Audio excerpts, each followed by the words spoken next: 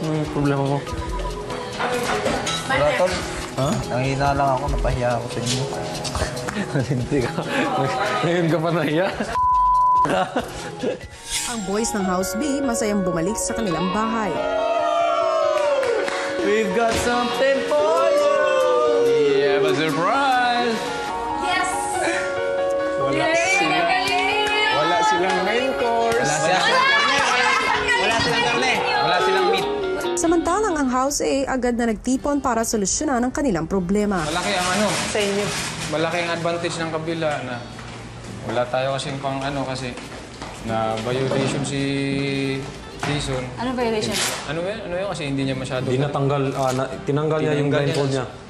So, nakuha yung manok sa atin. Imbis manok, sana tinola. So, vegetarian tayo lahat. Vegetarian yung gagawin natin. So, walang meat? Wala talagang meat. Kasalanan ko. Patay ako.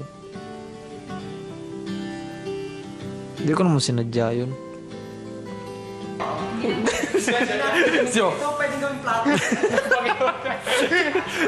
Ano ba na yung nasa isip niya? Please, wag yung chicken. Please, wag yung chicken.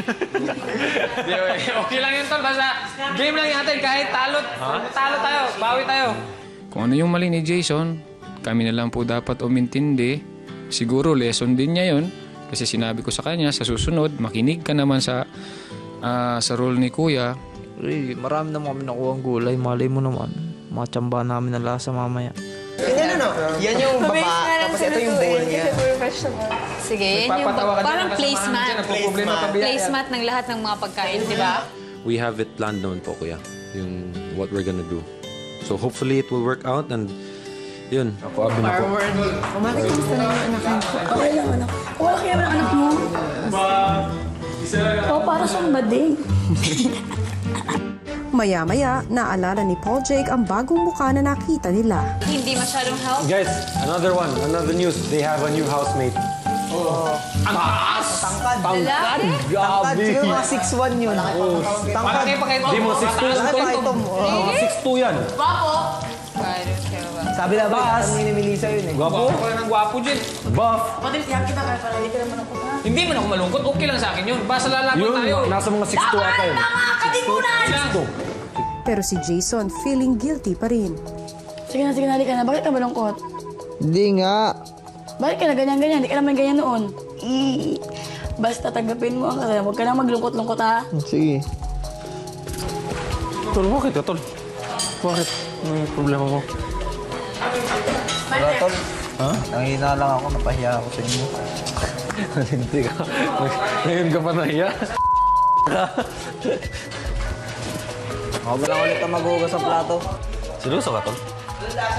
Anong problema, Tol?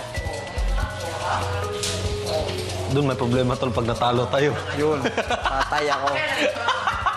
Patay ako. Ang House B walang pinoproblema kaya naman naglalaro na lang sila ng Truth or Dare kasama ang bagong housemates na sina Sam at Rocky. True. You have to kiss dito. Greatest least to great. I-kiss mo. Nagawa na namin kasi yan eh. Ang alin?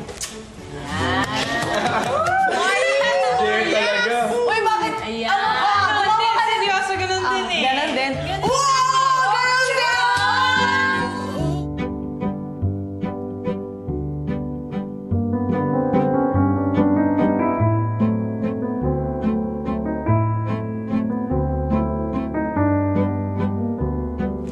O, ikaw, i-kiss mo yun. Sir, nakita ko, umitaw talaga.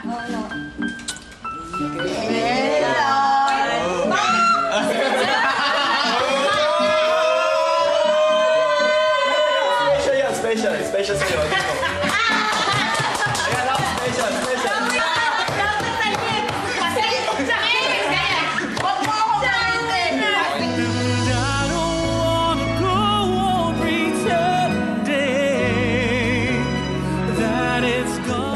Kumanta ka.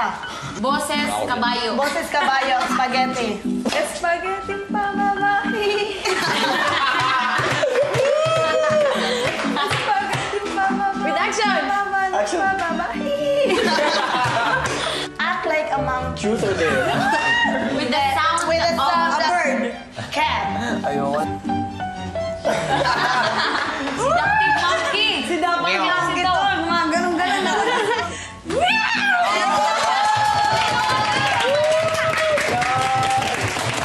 Habang nagbibiruan ang House B, seryoso namang nag-uusap ang nominadong si Carol at ang dahilan ng pagkawala ng manok ng House A na si Jason. Kung ano hindi mo nagagawa, gawin mo dito. Ako? Tulad ng ano? Tutuwa nga ako sa'yo nang ginagawa mo yung paigat-igat mo eh. Baka ayaw ng mga tao.